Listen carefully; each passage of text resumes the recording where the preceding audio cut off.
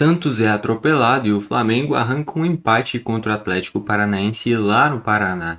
Nesse vídeo daqui eu vou fazer o resumo do futebol brasileiro deste domingo, dia 17 de maio.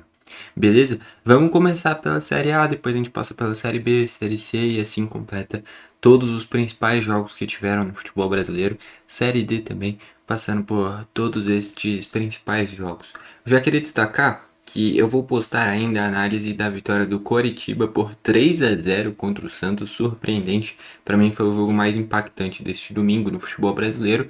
Então já queria pedir para você se inscrever e ativar o sininho para você receber esse vídeo que vai ser postado ainda hoje. Tá bom? Destacar também que eu tenho meu canal sobre futebol internacional, que é o R42 Futebol, e este resumo, por exemplo, que eu estou fazendo aqui, eu faço para lá também, mas olhando para o cenário internacional. Então ficou essa sugestão. Bom, começando aqui pela Série A, vitória do Curitiba por 3-0 contra o Santos, jogo das 11 da manhã. Curitiba fez os 3 gols na primeira etapa, ainda teve uma polêmica absurda na segunda etapa, onde o Santos iria tirar o Escobar e colocar o Robinho Júnior, mas o Neymar estava recebendo um atendimento médico e o quarto árbitro acabou enxergando que era para tirar o Neymar. Então ele troca o Neymar, o Robinho Júnior entra em campo, a bola rola, segue mais um minutinho ou outro, para de novo, e aí quando o Neymar ia voltar, não tinha como voltar, porque o Robinho já tinha entrado, o Escobar permaneceu. Com isso o Neymar foi obrigado a sair por conta de um erro do quarto árbitro. Que loucura, né? Mas enfim, não mudou o que seria o resultado. O Santos perderia da mesma forma, mas é uma polêmica impressionante. Teve um empate 1-1 entre Bahia e Grêmio. Eu torço para o Grêmio, né? E eu tenho meu canal que é o Berg Grêmio. Lá vou fazer análise mais detalhada desse jogo. Mas resumidamente, o Bahia jogou, o Bahia foi propositivo. O Grêmio se defendeu e contra-atacou. O Grêmio chegou a abrir o placar em uma jogada de bola parada, mas logo depois de abrir o placar tomou um empate. E ali o Bahia pressiona mais, tem bola na trave, o Everton faz grandes milagres. E assim o Grêmio arranca esse empatezinho.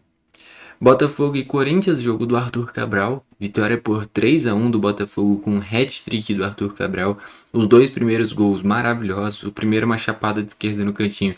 O segundo uma pintura, que a bola pega uma curva absurda. O Hugo nem se mexe.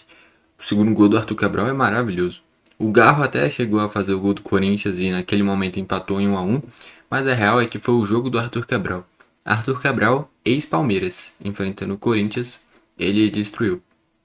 A Chapecoense teve mais um desses jogos assim que são a cara do rebaixamento.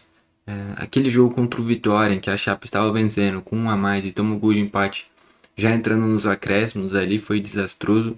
Já era uma carinha de rebaixamento. E agora perder em casa para o Remo, depois de em determinado momento estar vencendo por 2-1, não dá, né? Então assim, o Remo abre o placar, a Chape reage rápido, empata, vira o jogo, e logo depois de virar o jogo, menos de 5 minutos depois toma um empate novamente, e depois ainda faz um gol contra.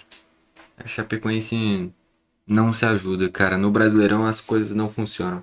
Essas duas equipes que passaram na Copa do Brasil, o Remo eliminou o Bahia, a Chapecoense eliminou o Botafogo, mas no Brasileirão ambos estão lá embaixo.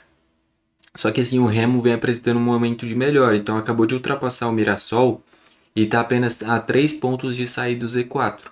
Já o Mirassol não consegue desempenhar bem no Brasileirão e a Chapecoense está com 9 pontos. Ela precisa do dobro de pontos, que seriam 18, né? 9 mais 9, 18, para aí sim conseguir empatar em pontos com o primeiro time fora da zona. Teria que dobrar a sua campanha. Então, sinceramente, vai se encaminhar no rebaixamento da Chapecoense. O Bragantino venceu o Vitória por 2-0, jogo que teve gol do Thiago Volpe. E na segunda etapa, o Lucas Barbosa, no finzinho, fez o 2-0.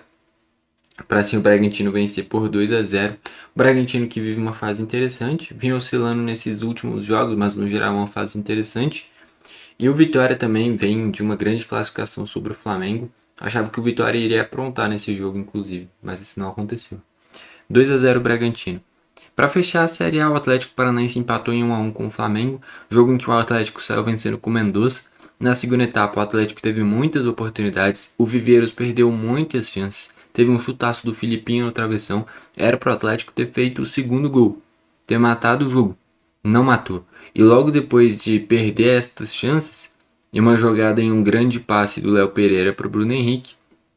Ele cruza para o meio da área e o Pedro empurra para as redes e ali o Flamengo empata.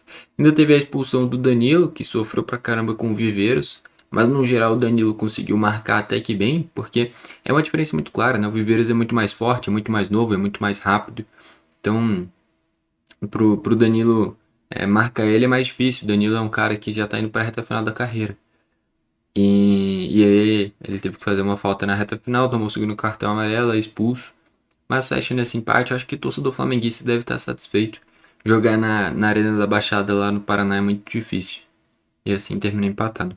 Era jogo pro Atlético Paranaense vencer pela forma como foi conduzida, mas não conseguiu. Na Série B, Atlético e Juventude ficaram no 1-1. Vila Nova venceu o Avaí por 2-0. Criciúma empatou em 1-1 com o Atlético Goianiense. Ceará venceu o Clássico Rei contra o Fortaleza por 2-1. Seria jogo para o Fortaleza vencer e assumir a liderança. Perdeu. E teve a derrota do Sport em casa por 2-1 para o CRB. Caso o Sport vencesse, assumir a liderança. Também perdeu. Então a gente olha agora para a classificação da Série B. Com esse resultado, com esses resultados, o São Bernardo permanece na liderança. E o Sport e o Fortaleza era só terem vencido. O jogo do Sport jogando em casa era mais fácil, que assumiriam a liderança. Nenhum dos dois fez a sua parte, os dois perderam. E o Fortaleza ainda perdeu a sua colocação para o Vila Nova, que assumiu a quarta colocação agora. Enfim, o Fortaleza até dá para entender porque era um clássico e foi de virada, inclusive. Agora, o Sport em casa contra o CRB, que faz uma campanha ruim na Série B, tinha que ter ganhado.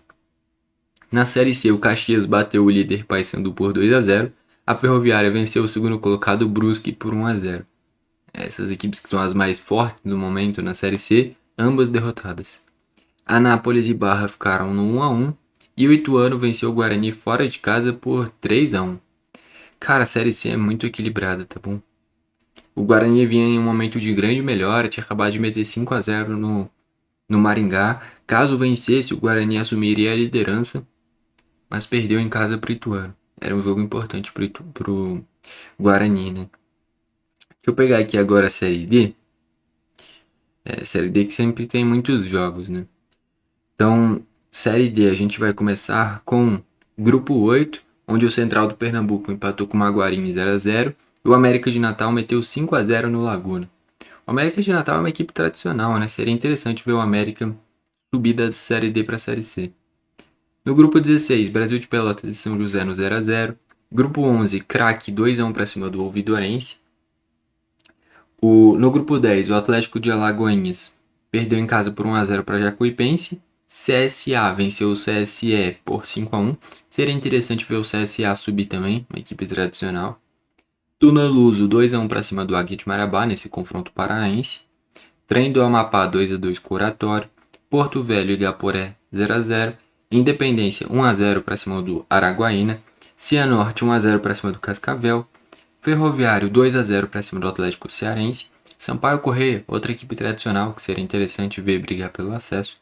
Venceu o Parnaíba por 4-1. Inhumas e Aparecidense 1-1. O Primavera do Acre venceu a Luverdense por 1-0. Luverdense também seria interessante ver voltar a aparecer em divisões mais altas. O Retrô venceu a Decisão por 2-1 e o Manaus foi lá em Roraima e venceu o São Raimundo por 1-0. Fechando assim todos esses principais jogos do futebol brasileiro nesse domingo. Bom, foi esse o vídeo, valeu e falou!